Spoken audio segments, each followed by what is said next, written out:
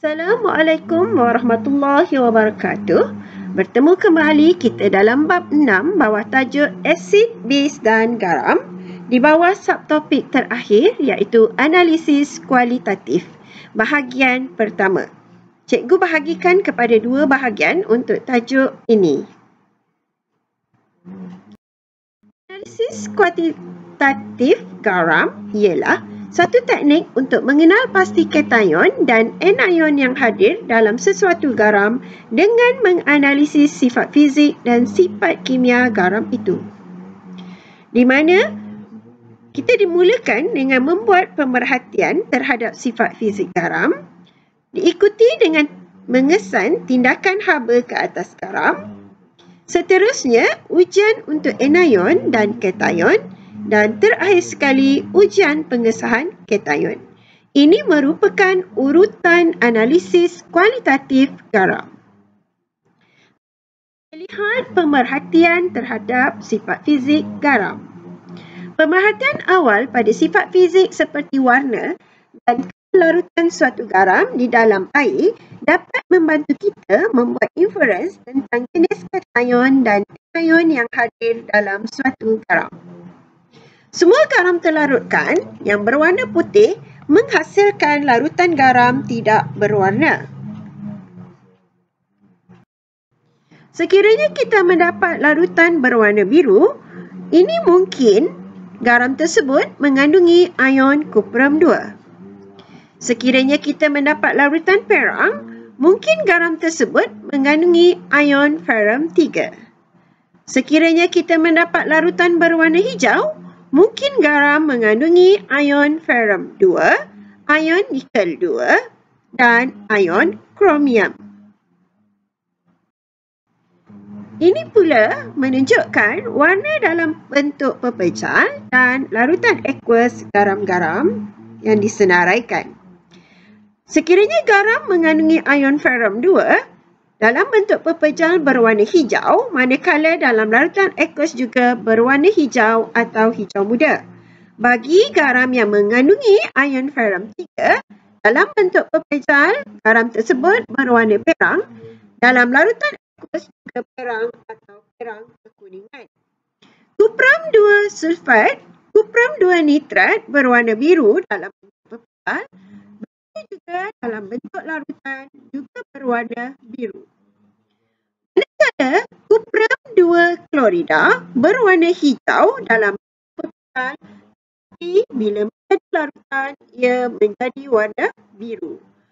Bagi kuprum 2 karbonat dalam bentuk pepejal dia berwarna hijau, dalam bentuk larutan ia merupakan garam tidak larut dalam air. Jadual ini menunjukkan garam dalam bentuk pepejal dan larutan aqueous. Baik, kita diberikan garam pepejal X yang berwarna hijau. Kita perlu tambahkan air suling untuk menentukan ketelarutannya dalam air. Ada 3 situasi yang mungkin. Yang pertama, garam tidak larut dalam air. Jadi, kita akan dapat mendakan hijau. Ini mungkin garam tersebut adalah kuprum 2 karbonat ataupun garam ferrum 2 yang tidak larut dalam air. Kemungkinan yang kedua, garam tersebut larut dalam air menghasilkan larutan hijau. Ini mungkin garam tersebut adalah garam ferrum 2. Kemungkinan yang ketiga, garam tersebut larut dalam air dan menghasilkan larutan biru. Garam X mungkin garam kuprum 2 klorida. Kedua, tindakan haba ke atas garam dan ujian gas. Gas yang terbebas semasa garam terurai oleh haba boleh dikenal pasti melalui warna, bau, kesan ke atas litmas lembap atau yang terbaik melalui ujian gas. Berdasarkan warna baki pemanasan dan gas yang dikenal pasti, kita boleh membuat inference ke atas ion yang mungkin hadir di dalam garam. Warna baki pemanasan sekiranya berwarna hitam, kemungkinan garam tersebut mengandungi ion kuprum 2. Sekiranya baki pemanasan berwarna perang, garam mengandungi ion ferrum 3. Baki pemanasan berwarna kuning semasa panas, putih semasa sejuk, garam mengandungi ion zinc. Sekiranya baki pemanasan berwarna perang semasa panas, kuning semasa sejuk, garam mengandungi ion plumber. Berikut pula adalah gas yang terhasil sekiranya gas mengeruhkan air kapur, garam karbonat. Sekiranya gas berwarna perang dan bersifat asid, ini menunjukkan garam nitrat. Gas berbau sengit dan bersifat alkali, ini mungkin garam amonium. Gas menyalakan kayu uji berbara, maksudnya oksigen hadir, garam mungkin garam nitrat ataupun argentium karbonat. Kedua-dua jadual tadi menunjukkan ion yang mungkin hadir dalam garam. Kita cuba uji di mana garam X merupakan garam berwarna putih. Apabila dipanaskan dengan kuat, baki berwarna putih semasa panas dan selepas disejukkan. Juga menghasilkan gas tidak berwarna. Gas tidak berwarna ini dialirkan dalam air kapur menjadi keruh. Ini menunjukkan bahawa gas yang hadir adalah gas karbon dioksida. Kemungkinan garam X mengandungi ion karbonat. Bila garam berwarna putih, baki berwarna putih, kita masih belum dapat mengesannya lagi. Kita lihat pula bila kita larutkan di dalam air, didapati pepejal putih tidak larut di dalam air. Maka garam X adalah garam tak dilarutkan. Kemungkinan garam yang berwarna putih ini adalah ion kalsium, magnesium atau aluminium. Jadi kemungkinan garam X mungkin kalsium karbonat, magnesium karbonat ataupun aluminium karbonat. Seterusnya, kita garam Y juga berwarna putih.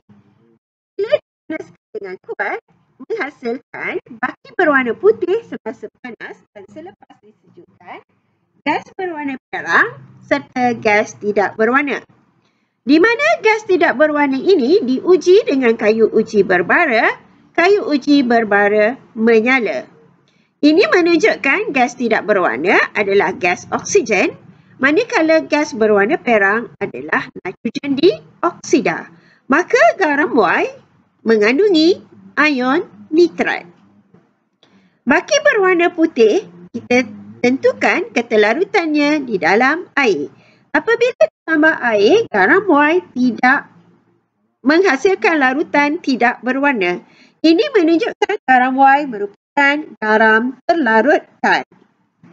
Kemungkinan garam Y adalah mengandungi ion kalsium, magnesium ataupun aluminium, iaitu kalsium nitrat, magnesium nitrat ataupun aluminium nitrat. Seterusnya, ujian anion. Hanya terdapat 4 anion yang dikenal pasti, iaitu ion karbonat, ion klorida, ion sulfat dan ion nitrat. Sesetengah anion boleh dikenal pasti daripada gas yang terbebas apabila garam terurai oleh haba. Namun, identiti anion dalam suatu garam masih perlu dikenal pasti melalui ujian anion. Ujian anion bagi keempat-empat anion iaitu ion karbonat, ion klorida, ion sulfat dan ion nitrat. Untuk ion karbonat, kita tambahkan asid cair sama ada asid nitrik, asid hidroklorik. Kita akan dapati pembuakan berlaku dan gas yang terbebas mengeruhkan air kapur. Ini menunjukkan bahawa ion karbonat hadir. Bagi ion klorida pula, kita tambahkan asid nitrik cair dan argentum nitrat. Kita akan dapat mendakan putih. Manakala untuk mengesan ion sulfat, kita akan tambahkan asid hidroklorik dan barium klorida. Juga kita akan dapat mendakan putih. Bagi ion nitrat pula, kita perlu tambahkan asid sulfurik cair diikuti dengan ferum 2 sulfat dan titiskan asid sulfurik pekat. Kita akan dapat cincin perang. Ini merupakan ujian kehadiran anion dalam suatu garam aqueous. Kita katakan garam yang kita tidak ketahui itu adalah larutan garam A. Maka kaedahnya ialah ujian untuk pengesahan ion karbonat. Masukkan 2 cm padu larutan garam A ke dalam sebuah tabung uji. Tambahkan 2 cm padu asid nitrik 1 mol per desimeter padu ke dalam tabung uji. Pembuakan berlaku. Alirkan gas ke dalam air kapur menjadi keruh. Maka sah ion karbonat hadir. Bagi pengesahan ion klorida pula, masukkan 2 cm padu larutan garam A ke dalam tabung uji. Tambahkan 2 cm padu asid nitrik 1 mol per desimeter padu ke dalam tabung uji. Diikuti 2 cm padu larutan argentum nitrat 0.1 mol per desimeter padu. Mendakan putih terbentuk. Mendakan putih adalah argentum klorida. Sah ion klorida hadir. Bagi pengesahan ion sulfat pula, masukkan 2 cm padu larutan garam A ke dalam tabung uji, diikuti 2 cm padu asid hidroklorik 1 mol per desimeter padu dan 2 cm padu larutan barium klorida 1 mol per desimeter padu. Kita akan dapati mendakan putih terbentuk. Mendakan putih adalah barium sulfat. Ini mengesahkan kehadiran ion sulfat. Bagi ujian pengesahan ion nitrat, kita akan masukkan 2 cm padu larutan garam A ke dalam tabung uji. Tambahkan 2 cm padu asid sulfurik 1 mol per desimeter padu ke dalam tabung uji. Diikuti 2 cm padu larutan ferum 2 sulfat 1 mol per desimeter padu. Goncangkan larutan campuran. Dengan cermat, titiskan beberapa titis asid sulfurik pekat secara perlahan-lahan melalui dinding tabung uji yang dicondongkan. Pemerhatian yang kita akan dapat ialah cincin perang terbentuk. Ini mengesahkan bahawa ion nitrat hadir. Baik, sebagai kesimpulan, bagi analisis kualitatif bagi ujian anion, kita ada 4 anion iaitu ion karbonat, ion klorida, ion sulfat dan ion nitrat. Sekiranya kita dapat pemerhatian pembuakan berlaku, gas yang terbebas mengeruhkan air kapur apabila kita tambahkan asid cair, maka ini menunjukkan ion karbonat hadir. Ini disebabkan ion karbonat bertindak balas dengan ion hidrogen membentuk gas karbon dioksida dan air. Sekiranya kita dapatkan putih, ada kemungkinan ion klorida ataupun ion sulfat. Kita akan lihat asid yang ditambahkan adalah asid nitrik dan argentum nitrat. Sekiranya ada argentum, ion klorida hadir. Kerana mendakan yang terbentuk adalah argentum klorida, di mana ion argentum akan bertindak balas dengan ion klorida. Manakala untuk ion sulfat, kita akan lihat asid cair ditambahkan dengan barium klorida. Ini menunjukkan bahawa ion sulfat hadir kerana terbentuknya barium sulfat. Ion barium daripada barium klorida bertindak balas dengan ion sulfat membentuk mendakan barium sulfat. Bagi cincin perak pula, kita akan lihat bahawa asid sulfurik cair ditambahkan dengan ferrum 2 sulfat dan dititiskan dengan asid sulfurik pekat. Ini menunjukkan bahawa ion nitrat hadir. Persoalan di mana apakah fungsi menambahkan asid dalam ujian klorida dan ion sulfat sebelum menuang reagen yang lain? Ini adalah kerana sekiranya pembuakan berlaku apabila asid ditambahkan, maka ion karbonat disahkan hadir. Yang kedua, ia juga berperanan untuk menyingkirkan ion karbonat yang mungkin hadir sebab ia akan membebaskan gas karbon dioksida. Soalan yang kedua, contoh soalan ini, asid nitrik dan larutan argentum nitrat ditambahkan ke dalam larutan Z. Satu mendakan putih terbentuk. Tuliskan formula bagi anion dalam larutan Z. Ya, pandai. Ion apa? Ion klorida. Perak terbentuk. Tindak balas antara asid sulfurik pekat dengan ion nitrat menghasilkan nitrogen monoksida. Apabila nitrogen monoksida bergabung dengan ferrum 2 sulfat, suatu sebatian kompleks nitrosil ferrum 2 sulfat iaitu cincin perak kelihatan. Okay. Kita akan jumpa lagi dalam bahagian yang kedua. Jangan lupa subscribe dan like video cikgu.